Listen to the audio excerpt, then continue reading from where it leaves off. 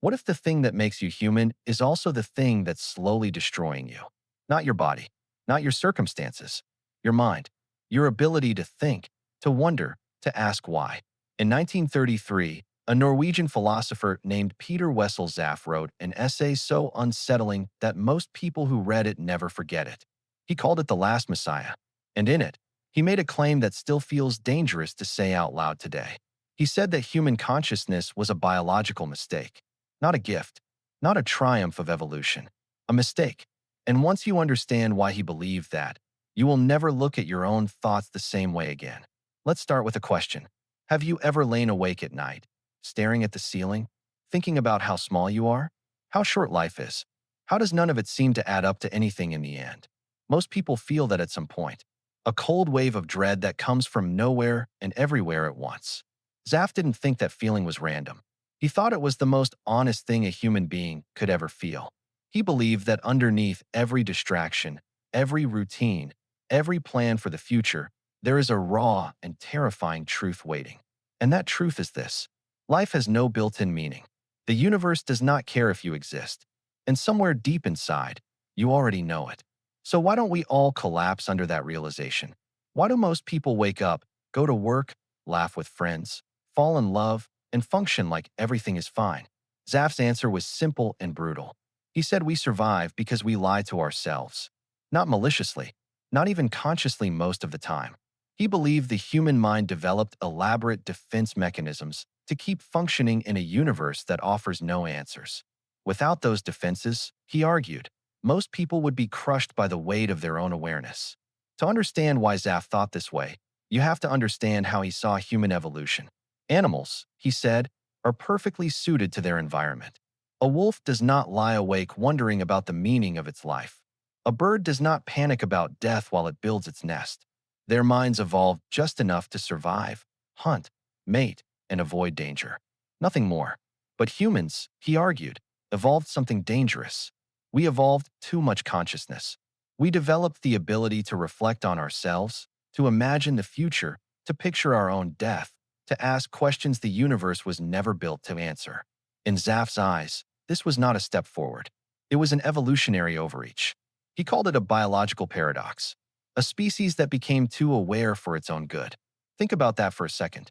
Every other creature on this planet lives inside its environment without needing a reason to keep living. But you, sitting here right now, need meaning. You crave purpose. You want your life to matter. And nature never promised you that. Zapffe believed this mismatch between what our minds demand and what reality provides is the deepest source of human suffering. Not poverty, not heartbreak, not even death itself. The suffering comes from the awareness of these things, layered atop the awareness that awareness exists at all. He described it almost like a wound that never fully heals. Imagine being given eyes that can see too far. You can see your own mortality coming from decades away. You can see the fragility of everyone you love.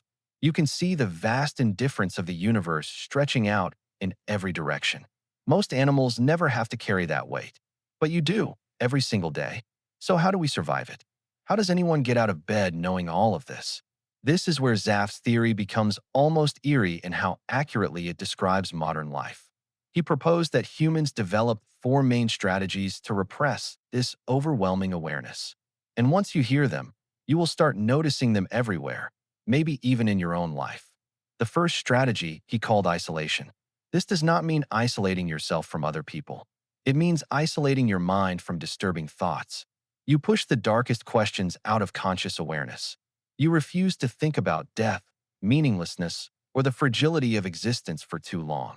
Have you ever caught yourself thinking about something terrifying, like your own mortality, and then almost automatically changing the subject in your head? That is isolation in action.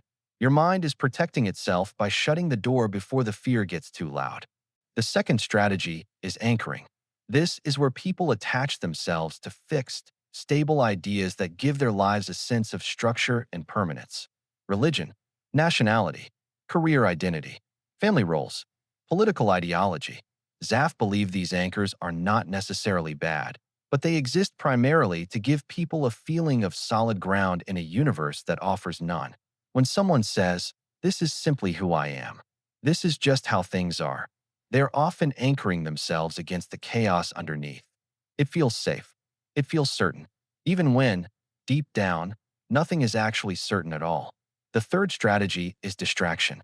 This one is probably the most familiar to you, especially now. Zapffe wrote about this in the 1930s, decades before smartphones, social media, or endless streaming content existed, and yet his description fits perfectly. He said humans constantly flood their minds with stimulation specifically to avoid confronting deeper existential questions. Work, entertainment, scrolling, noise, constant motion. If the mind never sits still, it never has to face the silence where the harder questions live. Ask yourself honestly, how often do you reach for your phone the moment a quiet, uncomfortable thought starts to surface? The fourth strategy is sublimation. This is the most creative of the four. Instead of repressing existential anxiety, some people transform it into something meaningful. Art, music, philosophy, writing. Zapffe himself was a perfect example of this. He took his own dread and turned it into one of the most powerful philosophical essays of the 20th century. Sublimation does not eliminate the underlying awareness of meaninglessness, but it channels it into something that can be shared, expressed, and even beautiful. Strangely, creativity becomes a form of survival. Now here is where Zaffe's philosophy takes its darkest and most controversial turn. He believed that because human consciousness causes so much unnecessary suffering, the most compassionate act possible would be for humanity to voluntarily stop reproducing. Not through violence, not through catastrophe, simply through conscious choice. He imagined a figure he called the last Messiah, someone who would arrive not with promises of salvation or eternal life, but with a single, quiet message. Stop. Let this species end gently, with awareness, rather than continue passing on a burden that was never asked for. This idea is often labeled as philosophical pessimism or even antinatalism, and it makes a lot of people deeply uncomfortable. And that discomfort is worth sitting with for a moment, rather than immediately rejecting. Whether or not you agree with his conclusion, the questions underneath it are impossible to ignore once you have heard them. Is it fair to bring a conscious being into a universe that guarantees suffering and offers no inherent meaning? Is the drive to have children more about biology than genuine choice? Are we handing down awareness like a gift or like a wound? It is worth remembering that Zapffe was not writing from a place of bitterness or cruelty. He lived a long life, well into his 90s, and by most accounts, he was a warm, curious, and even joyful man. He loved mountain climbing. He loved humor. He loved nature deeply. This is part of what makes his philosophy so strange and so compelling. He was not a broken man projecting his pain onto the world. He was someone who looked directly at the hardest questions life offers and still found ways to live fully within that darkness. In a way, he became living proof of his own theory of sublimation.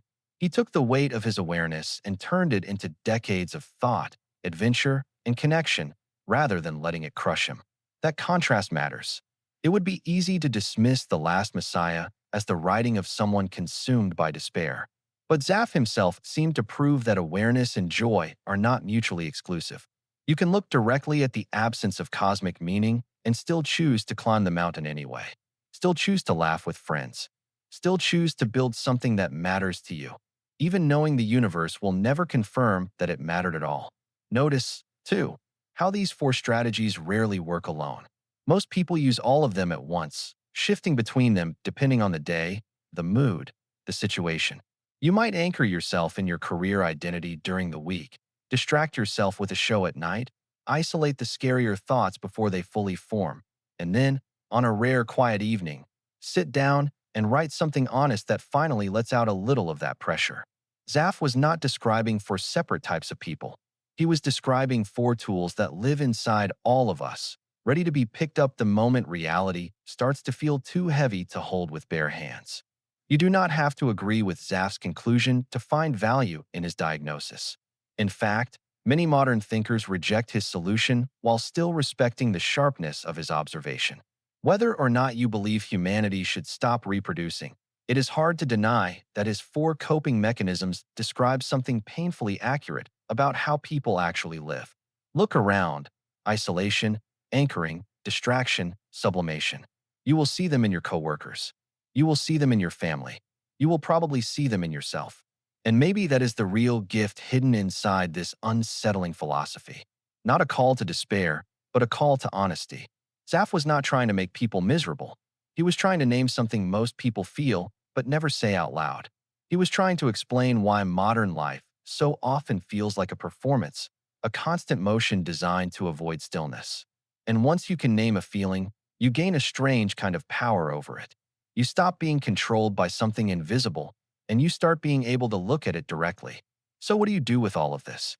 You do not have to become a nihilist. You do not have to accept his conclusion about human extinction, but you can use his diagnosis as a mirror. Ask yourself honestly, which of these four strategies do you lean on the most? Do you numb yourself with distraction the moment things get quiet? Do you cling to rigid beliefs to feel steady? Do you avoid certain thoughts entirely because they feel too heavy to hold? There is no shame in any of this. These are simply the tools the human mind built to survive an impossible situation. But awareness gives you a choice that repression never can. You can choose which of these tools serve you, and which ones are quietly running your life without your permission. Maybe the answer is not to escape awareness, but to build a relationship with it, to stop treating existential dread as something shameful or broken, and start treating it as proof that you are paying attention. The animals in Zaffe's essay never had to ask why, but you do. And maybe, instead of seeing that as a curse, you can see it as the price of being able to witness your own existence truly. Painful, yes, but rare. Almost nothing else in this universe, as far as we know, gets to ask why it exists at all. You do, every single day. That is either the heaviest burden a species could carry or the strangest, most extraordinary privilege in the known universe. Perhaps, in the end, it is both at once. Zapffe never gave humanity a comfortable answer. He gave us a mirror instead, and mirrors are rarely comfortable. But they are honest. And in a world built on distraction, honesty might be the most radical thing left. So the next time your mind goes quiet, and that old, familiar unease starts creeping in, do not immediately reach for your phone to drown it out. Sit with it for just a moment. Ask yourself what it is really trying to tell you. You might not like the answer, but you are among the few who have actually looked. If this made you think differently, even for a moment, that is exactly why this channel exists. We are here to sit with the questions most people run from, together. So if this video meant something to you, hit like. It genuinely helps this kind of content reach more people who need to hear it. And if you want more of this, subscribe, because we are just getting started. The mind that questions everything is not broken. It is awake. Stay awake with us.